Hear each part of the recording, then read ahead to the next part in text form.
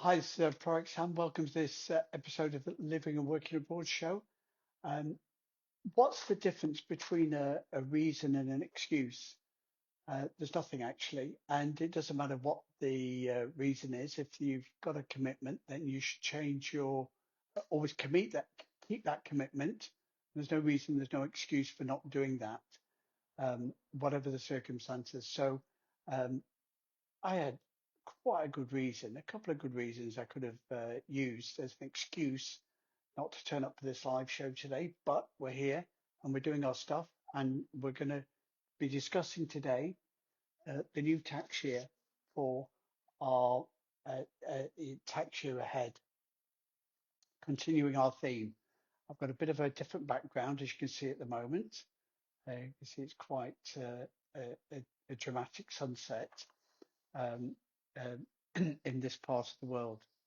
So it's a new tax year. It's a new tax year in the UK. It's a new tax year in Canada, Singapore, Japan, South Africa, and Canada, among other countries. And for the Romans, um, it was changed about 300 years ago in the 1750s for the UK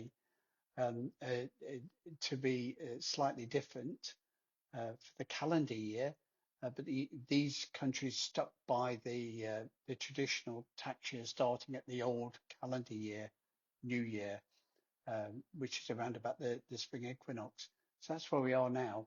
But at this time, we're also bringing about massive change, and this is very exciting times for the whole world. Not if you've necessarily got some investments at the moment. You're looking at the valuations today compared to a few weeks ago, but stock markets will always go down as well as up, but they will eventually go up if you trust. And it's all started not on April the 1st.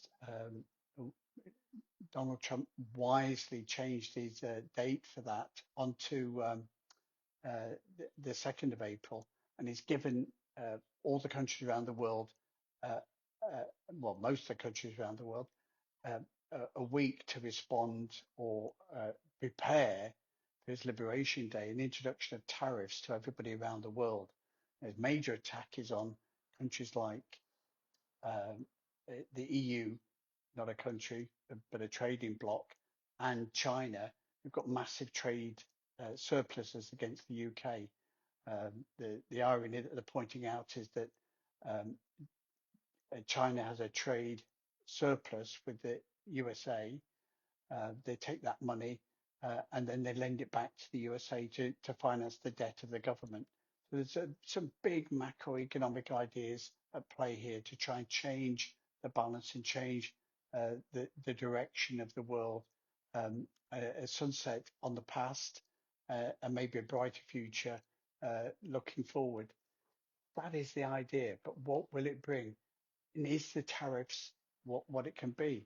What we're seeing on 5 days later is an escalation in the approach with China and uh, the USA, where China and they've both gone to over 100% tariff levels threatened against each other.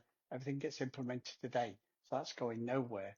Whereas most of the people that have imposed tariffs to protect their markets have come back to Trump and offered to do, let's have a free trade agreement, possibly even the UK.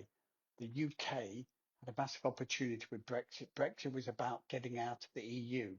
What are the tariffs for trading with the EU? They're quite high all the way around the block.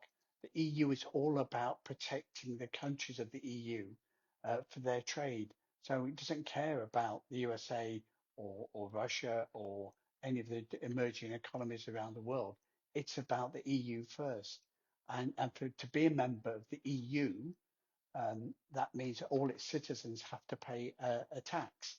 The 20% or whatever VAT tax in the EU for anything you buy and trade in is an EU tax. It's not a national government tax, it's an EU tax. It goes to the EU for the EU to spend on its bureaucracy, on its extra level of government and trade and restrictions.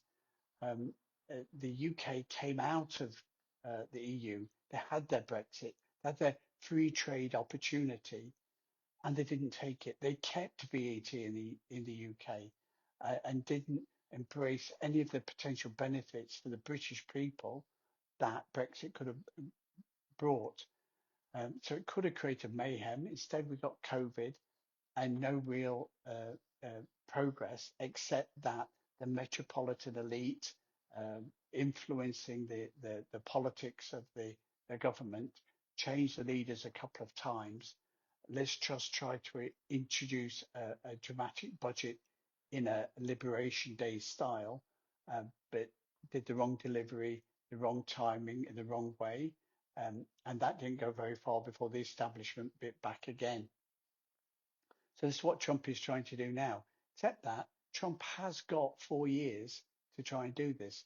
So will he be able to pull it off?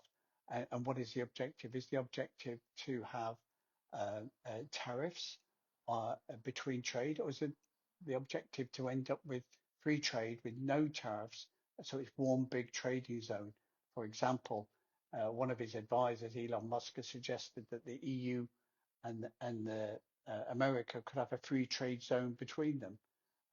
So that will be interesting, but we'll see. The EU car manufacturers, the premium brands, have done very well for themselves, but now they've got a 25% tariff topped on their exports to their major markets like the USA.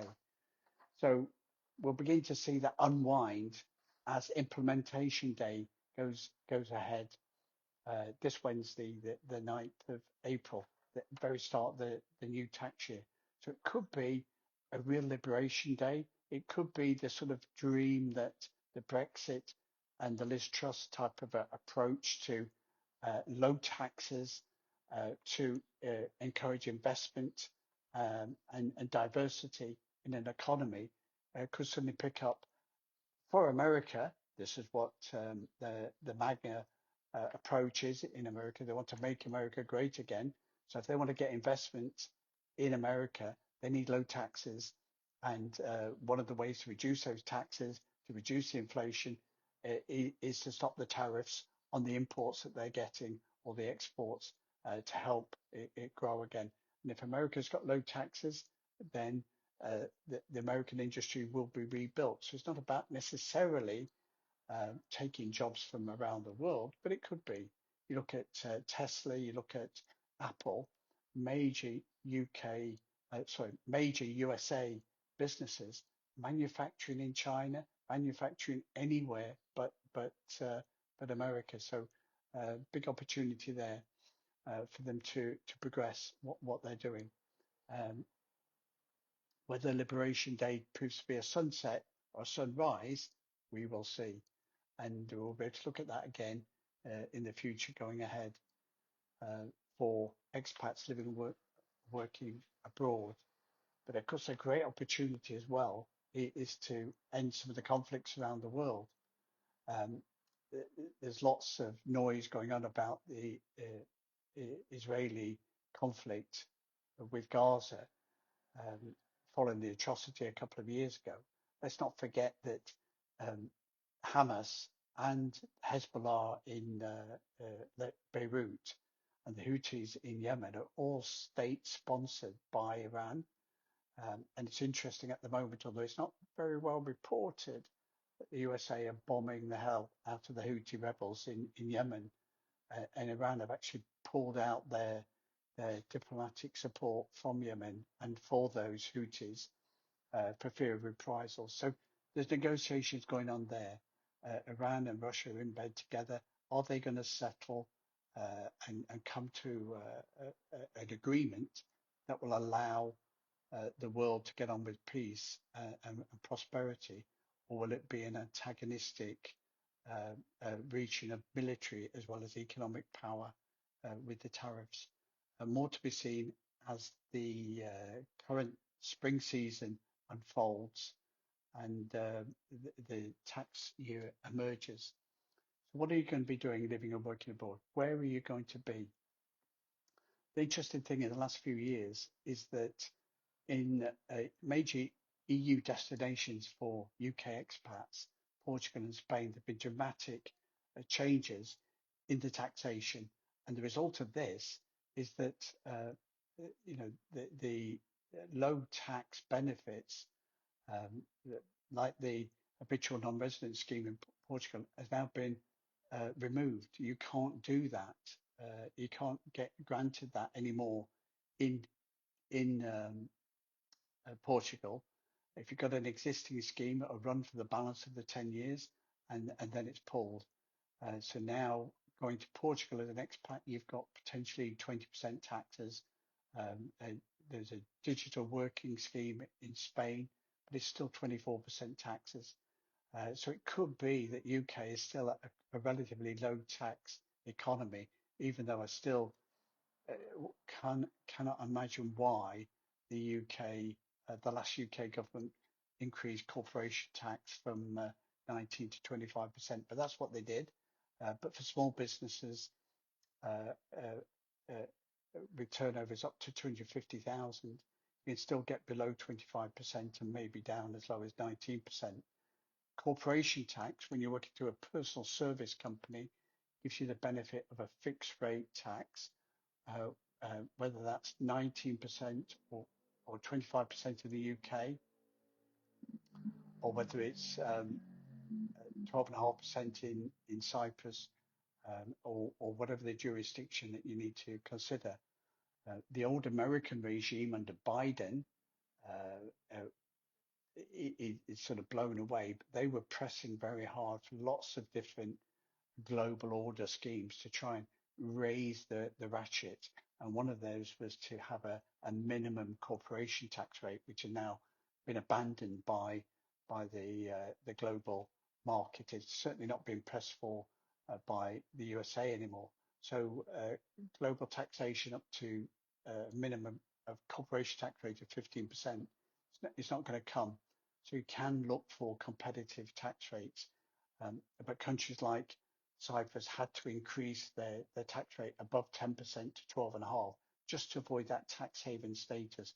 You don't want to be necessarily basing all your business in what's seen as a tax haven or politically exposed state, because that would just make your investments, your business, your trade difficult for everybody. So exchange of information is a factor, and what you need to exist in is a reliable, confident, competent jurisdiction. So in the UK, corporation tax is a flat rate tax. So if you're a remote worker, a contractor that is not an employee, but you're paid on contract, IR35 rules in the UK stifle entrepreneurism, and don't allow you to work as a contractor. But if you work outside the UK, you can be that contractor. IR35 rules don't apply outside the UK. The UK are the only country that apply uh, an IR35 set of rules to independent contractors. So you can build up your small business and pay a flat rate of corporation tax on your personal service company in the UK between 19 and 25%. And then potentially dividends are going to pay you about another between 8 and 9% as a basic rate taxpayer.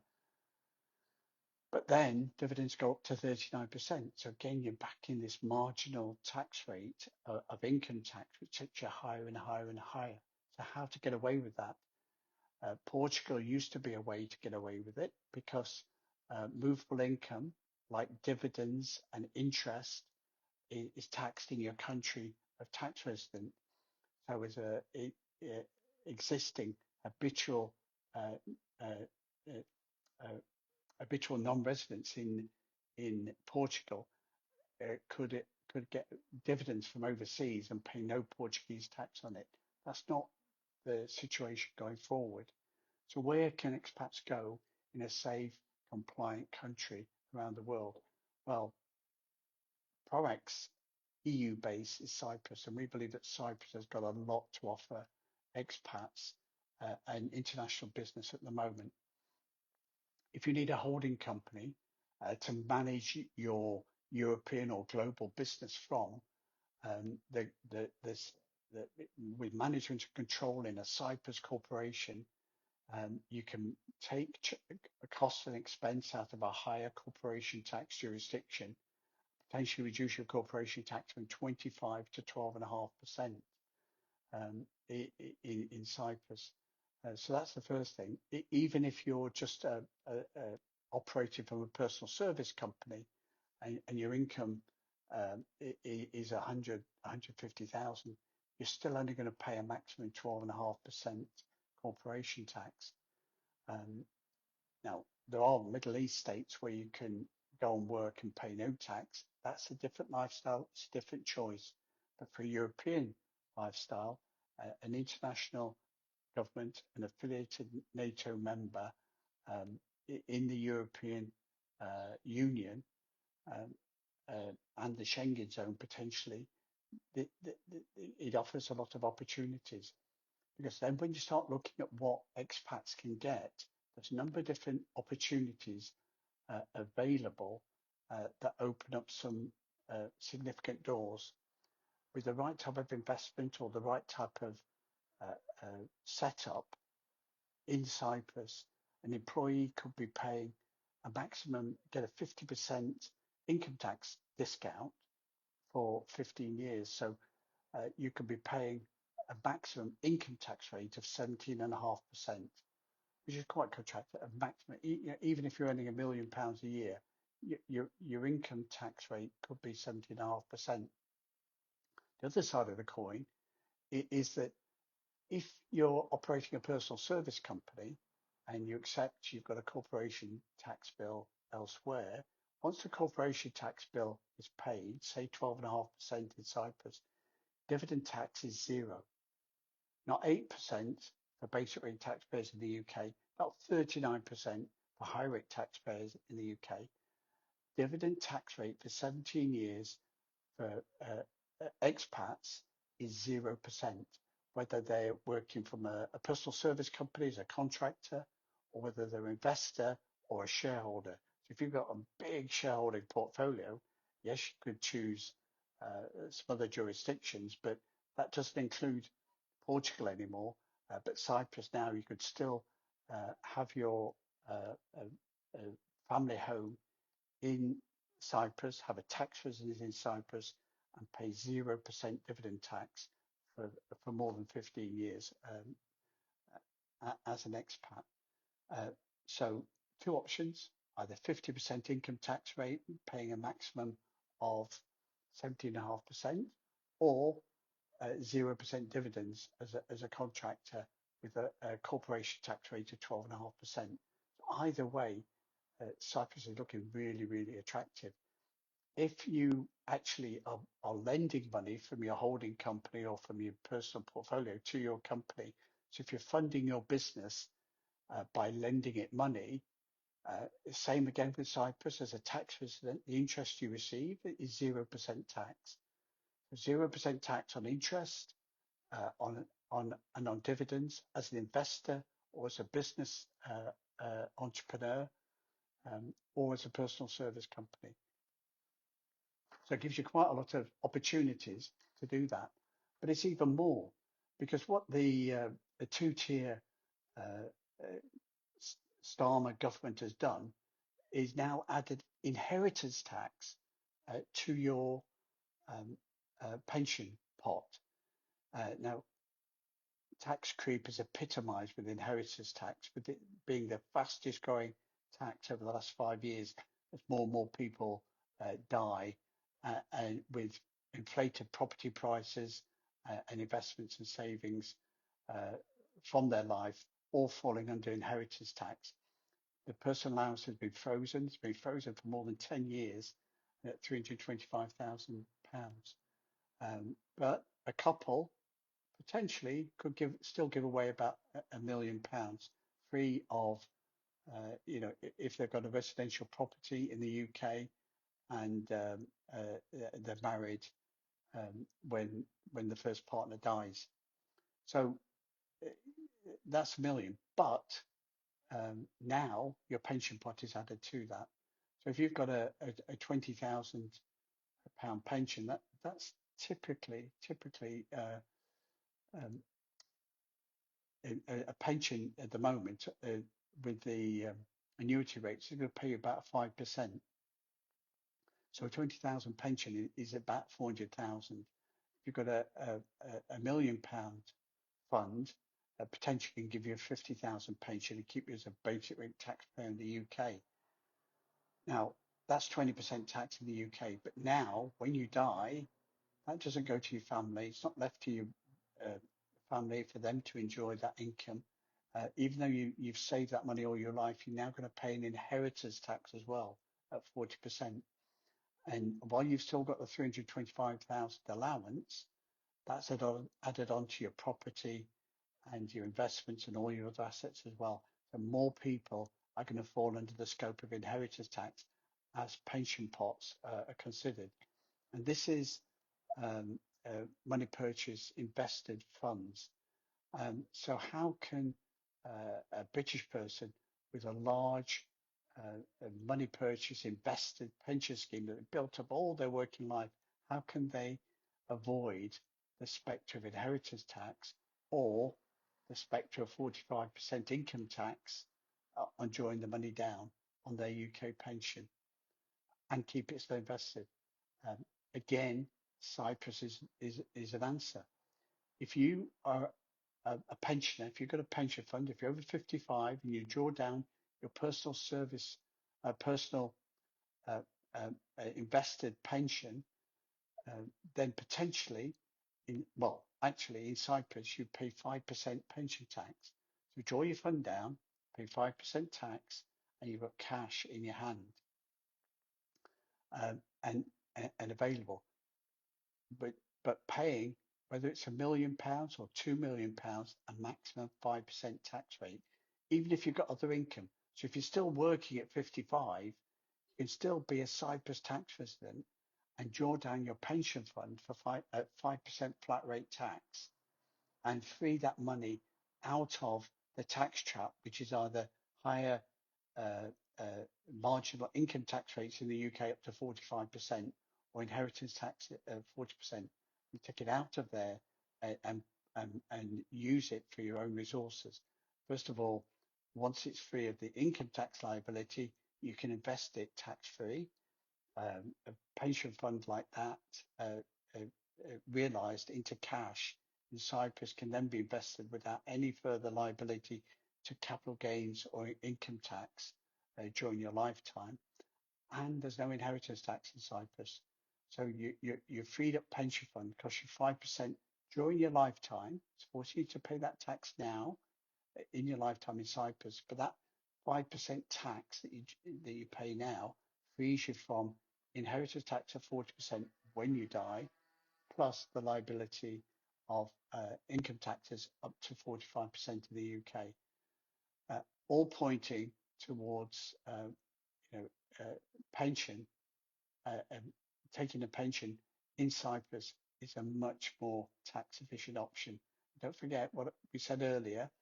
Even if you're still working, you're still got your personal service company, you're still a business entrepreneur, you're still making lots of money as income, the pension drawdown in Cyprus, once you're over age 55, is still only going to tax you at 5%. So where are the rich people? Where are the savvy investors? Where are the people that worked hard, saved hard for a long and prosperous retirement? Where can they move to pay 0% dividends tax, 0% on their interest received from investing back into their company, and from their pension fund, Cyprus. You know, Product has been in Cyprus for over 20 years. We see there's an appropriate, stable, consistent EU base 20 years ago. But actually, with the tax changes in countries like Portugal and other EU countries, it now becoming a very, very attractive place for young entrepreneurs, um, midlife working people, and people with pension funds to be based, living and working abroad. So if you want to join us, contact us at partnership.com. We have a free review for all new inquiries, but we can help you with residency permits, tax registration, business administration, and tax registration. Go along to our website, find out more. We've got lots of other webinars where we look at expats living and working abroad in the Middle East, in the Far East, or wherever your work might take you.